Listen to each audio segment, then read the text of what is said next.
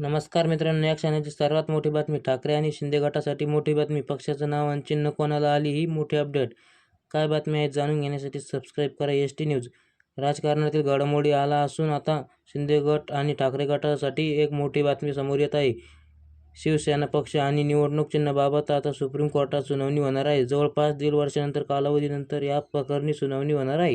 येथील फुटीनंतर निवडणूक आयोगाने शिवसेना आणि धनुष्यबाण हे चिन्ह मुख्यमंत्री एकनाथ शिंदे यांच्या गटाला दिले. या निर्णयाविरोधात शिवसेना प्रमुख उद्धव ठाकरे यांनी थेट सर्वोच्च न्यायालयात धाव घेतली आहे. फेब्रुवारी 2023 मध्ये त्यांनी या निर्णयाला आव्हान देणारी याचिका दाखल केली होती. याबाबत तब्बल 1.5 वर्षानंतर या प्रकरणी 7 मे रोजी बुधवारी सर्वोच्च न्यायालयात सुनावणी होणार आहे. या खटल्याची सुनावणी न्यायमूर्ती सूर्यकांत आणि न्यायमूर्ती कोटेश्वर शेख यांच्या खंडपीठासमोर होणार आहे. त्यामुळे शिवसेना हा मूळ पक्ष कोणाचा आणि धनुष्यबाण हे चिन्ह कोणाकडे राहणार, सुनावणी सुरू होण्याची शक्यता आहे. त्यामुळे संपूर्ण राज्याचे आणि राजकीय वर्तुळाचे लक्ष या सुनावणीकडे लागले आहे.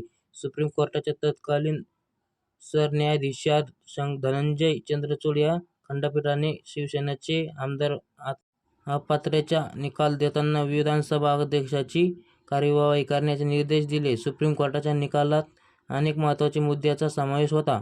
त्यानंतर महाराष्ट्रातील विधानसभा अध्यक्ष राहुल नार्वेकर यांनी देखील याआधी शिंदे गटांना बाजूने निर्णय दिला होता.